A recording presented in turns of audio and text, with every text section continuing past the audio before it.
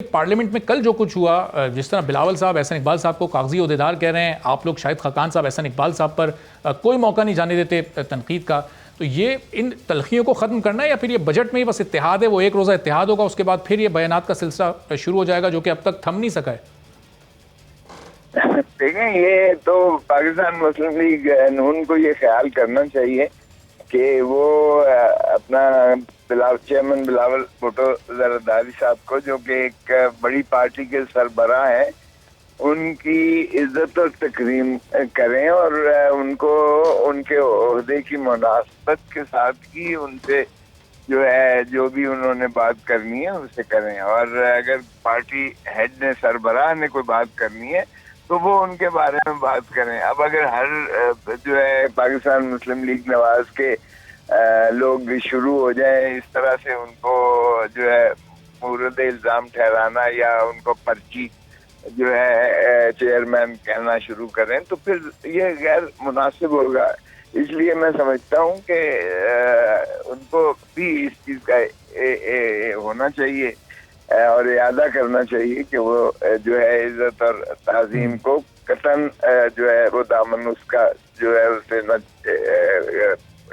صحیح۔ تو صاحب، پیپلز پارٹی کی اسٹریٹجی ہے کیا؟ 11 جون کو آپ اور نون لیگ اور دیگر اپوزیشن جماعتیں ایک ہوں گی، متحد ہوں گی، ہمیں وہی پرانی والی پی ڈی ایم والی فیل نظر آئے گی، پھر 12 جون کو سب الگ الگ ہو جائیں گی، پھر ویسی اپوزیشن ہوگی، پیپلز پارٹی نون لیگ پر الزام لگائے گی، نون لیگ پیپلز پارٹی کو برا بھلا کہے گی، ایک دوسرے پر الزامات لگائے جائیں گے کہ آپ چاہتے ہیں کہ حکومت پوری ہو جائے، وہ کہیں گے آپ چاہتے ہیں حکومت اپنی مدت پوری کرے۔ 12 جون سے پھر یہی مناظر ہمیں دیکھنے کو ملیں گے؟ میرا نہیں خیال۔ دیکھیں، بات یہ ہے کہ جو بھی اگر تو جو بجٹ آ رہا ہے اس میں جو خد و خال نظر آ رہے ہیں اس میں تو بہت زیادہ عوام کے اوپر بوجھ ڈالا جائے گا، اور یقینی بات ہے کہ پاکستان کی جتنی بھی اپوزیشن پارٹیز ہیں وہ جو ہے سہولتیں چاہتی ہیں، عوام کے لیے ایک آسانیاں چاہتی ہیں، عوام کے لیے آسودگی چاہتے ہیں، اور اگر عوام سے جو ہے کوئی بھی اس قسم کی زیادتی ہوگی اور عوام کچھ بجٹ ہوگا تو یقینی بات ہے کہ پھر اس پر جو ہے اپوزیشن ساری متحد ہوگی۔ باقی رہا یہ کہ کیا اپوزیشن اس کے بعد جو ہے پھر دوبارہ ایک دوسرے پر نشتر برسانا شروع کرے گی، تو میرا نہیں خیال۔ یہ دیکھیں، ہمارے جو اہداف ایک ہی ہے کہ ہم نے جو پی ڈی ایم بنایا تھا اور جن 26 نکات پر دستخط کیے تھے، آج بھی پاکستان پیپلز پارٹی اس پر قائم ہے، اور ہم یقینی بات ہے کہ چاہیں گے کہ پی ڈی ایم جو ہے یا اپوزیشن لیکن خدا صاحب، پی ڈی ایم کا مقصد تو حکومت کو گھر بھیجنا تھا نا، اور یہ پی ڈی ایم کی تقسیم نے، اپوزیشن کی تقسیم نے تو حکومت کو یہ لائسنس دے دیا ہے کہ آپ اپنی مدت 5 سال پورے کریں، ہماری لڑائی جو آپ کے خلاف تھی اب ہم وہ آپس میں لڑ کر اپنا شوق پورا کر لیں گے، آپ اپنے بجٹ بھی پیش کریں، اپنی مدت بھی پوری کریں، لائسنس تو اب حکومت کو مل گیا۔ نہیں دیکھیں، لائسنس حکومت کو نہیں ملتا، حکومت اپنے بوجھ چلے اتنی زیادہ، وہ میرے خیال میں جتنا اس کو زیر بار ہے اور زیر اثر ہے اور زیر تنقید ہے، اس کو کسی اور دشمن کی ضرورت ہی نہیں ہے اپوزیشن کی۔ لیکن یقینی بات ہے کہ اگر مہنگائی اس قدر ہوگی، الزامات اگر بجٹ میں جو ہے کوئی بھی اہداف جو ہے ان کے بس میں نہیں ہے، اور اگر اس طرح سے یہ آئی ایم ایف اور ودیسی ارکان خوشا صاحب، اب یہ جو بجٹ آ رہا ہے یہ تو 2019 اور 2020 کے مقابلے میں پاکستان تحریک انصاف کا نسبتاً بہتر بجٹ ہوگا، اس میں 10 سے 15% حکومت تنخواہیں بھی بڑھانے جا رہی ہے، مہنگائی کی کمی کا بھی یقین دلا رہی ہے، پھر یہ اپوزیشن متحد ہو کر اس بجٹ کو روکنے کی کوشش کیوں کر رہی ہے جس میں عوام کو ماضی کے مقابلے میں کچھ ریلیف مل سکتا ہے؟ دیکھیں، بجٹ تو روکے گا نہیں، نہ ہم روک سکتے ہیں، نہ روکنے کی کوشش کر رہے ہیں۔ ہم تو یقینی بات ہے کہ اس پر جو ہے جو بھی چیز جو ہے عوام پر بوجھ ڈالے گی، جو بھی چیز جو ہے ملک کے مفاد کے مطابق نہیں ہوگی، جو بھی معیشت کو ڈبونے کے مترادف ہوگی، ہم اس پر ظاہر ہے کہ تنقید کریں گے، اور بالکل کریں گے، اور بھرپور کریں گے، اور کوشش کریں گے کہ جو ہے جتنا بوجھ یہ کم ہو سکے یا اس کی سمت درست ہو سکے، وہ ہماری تنقید سے اور جو بھی ہم کٹ موشن لائیں گے ان کی روشنی میں وہ حکومت اپنی ان کو درست کرے. باقی رہا یہ کہ اہداف تو انہوں نے بہت سارے وعدے کیے تھے, کروڑ نوکریوں کے کیے تھے,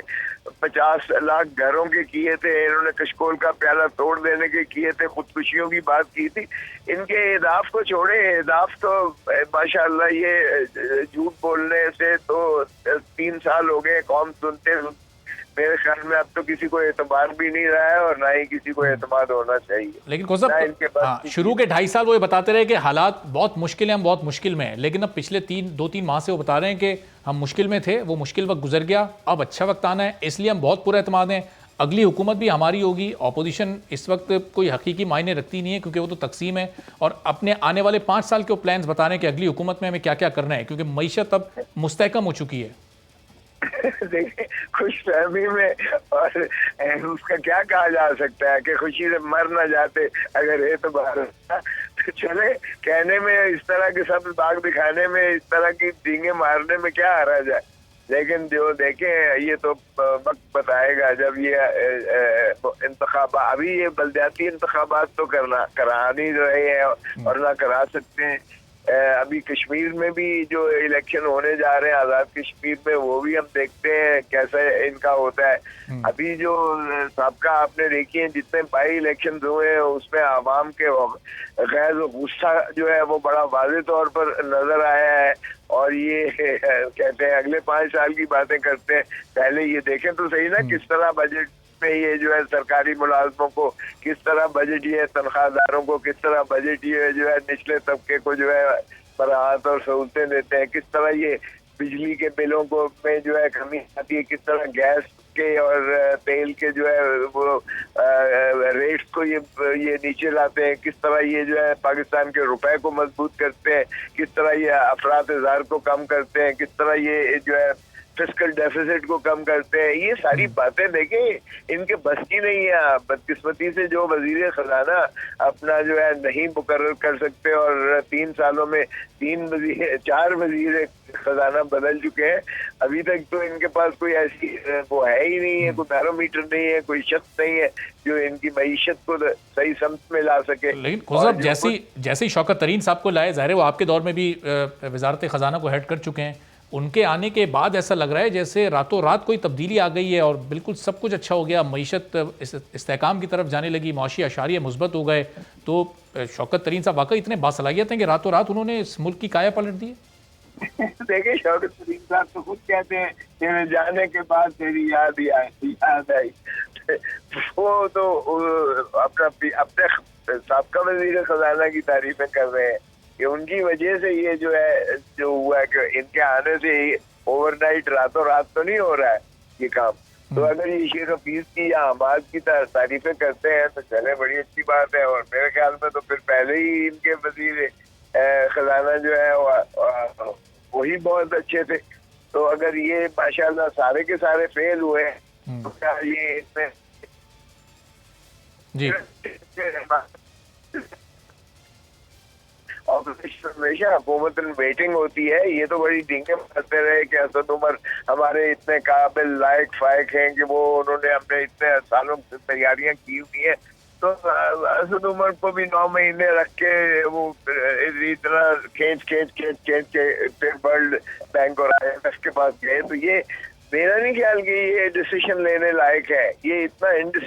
انڈیسیشن کا شکار ہے اور کہ اس تذبذب میں انہوں نے معیشت کو ڈبو کے رکھ دیا ہے. صحیح. تو خزب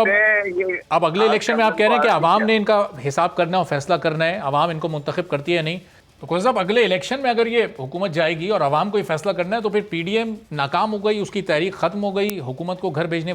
والی تمام باتیں ختم, یہی سمجھا جائے پھر مطلب؟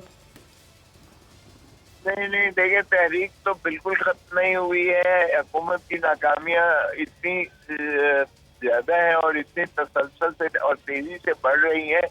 کہ یہ حکومت کو تو اپنا اگلے الیکشن میں امیدوار ہی نہیں ملیں گے, اور ان کے امیدوار عوام میں ووٹ مانگنے لائق ہی نہیں ہوں گے.